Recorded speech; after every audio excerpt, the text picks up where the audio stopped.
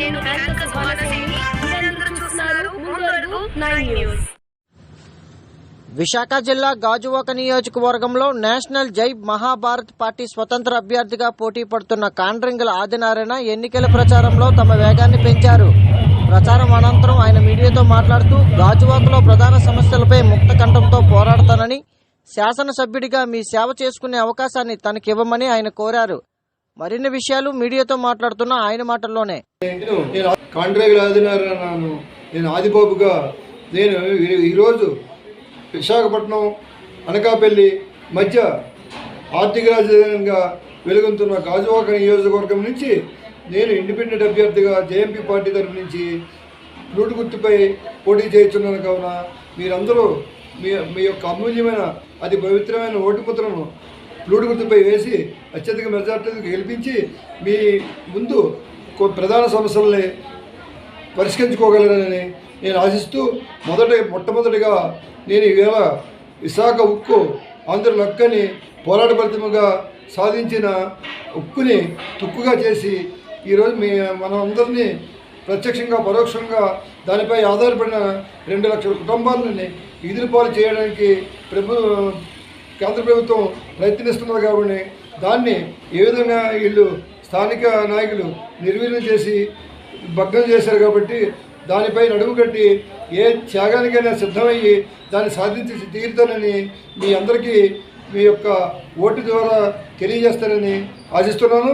అలాగే 2 point pollution, Autonagar pollution వల్ల 1942 సంవత్సరంలో 2000 పరిశ్రమలకి అనుమతి తీసుకొని ఈ రోజుకి 18,000 పరిశ్రమలు పుట్టగొడుగులాగా వ్యాపించి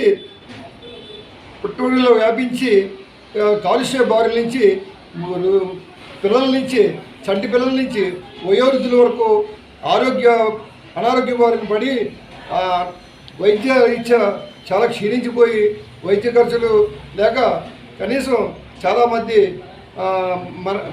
మరణం జరుగుతున్నాయి. కాబట్టి పొల్యూషన్ని నేను ఏ విధంగా దాన్ని మొట్టమొదటి సంతకంగా గెలిచిన వెంటనే మీ అందరి మరణంతో గెలిచిన వెంటనే మొట్టమొదటి సంతకంగా దాన్ని పెట్టి నేను సాధిస్తానని మీకు తెలియజేస్తున్నాను.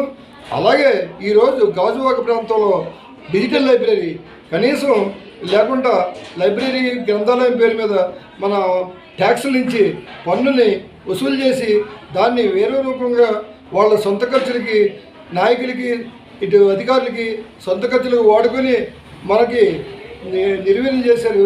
ఆ లైబ్రరీని ప్రతి వార్డులోనూ డిజిటల్ లైబ్రరీ జిమ్స్ని ఏర్పాటు చేయించగలనని మీకు మీ ఓటు ద్వారా తెలియజేస్తే ఏ పనినైనా మనం చేసుకుంటానని ఆశిస్తున్నాను.